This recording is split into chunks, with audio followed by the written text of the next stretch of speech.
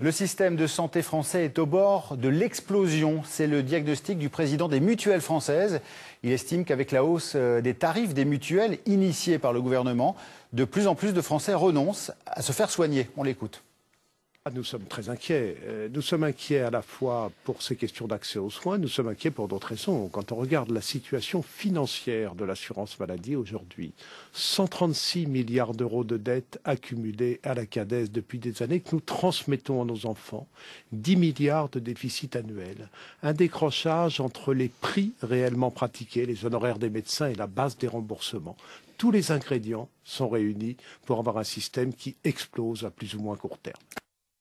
Alors la solution, elle se trouve peut-être dans l'Est de la France, car en Alsace et en Moselle, pas de déficit, bien au contraire, l'assurance maladie est même excédentaire.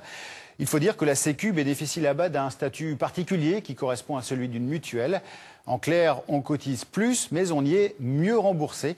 Cela marche tellement bien que le taux de prélèvement vient d'être abaissé. Marie-Pierre Courtelmont et Samuel Guibou. On a peine à y croire parce que l'immeuble est si austère, l'ambiance tellement sérieuse, mais c'est jour de fête au régime local de la sécurité sociale d'Alsace-Moselle. Ici, on cotise plus, mais on reçoit plus.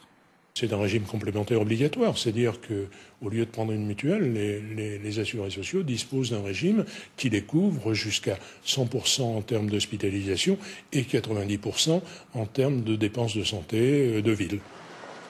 Et cette année, le régime local, qui a su éviter les placements toxiques, est excédentaire de plus de 23 millions d'euros.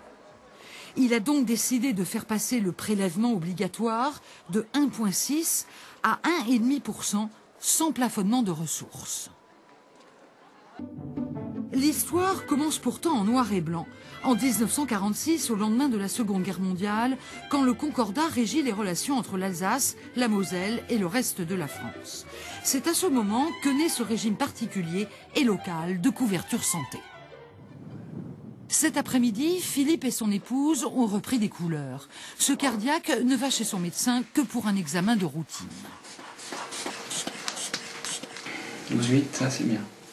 Donc, il nous rembourse les consultations médecins, spécialistes, etc. à 90%. Il prend en charge le forfait journalier de l'hospitalisation. Et il rembourse les médicaments aussi à 90%. Certains, pas tous.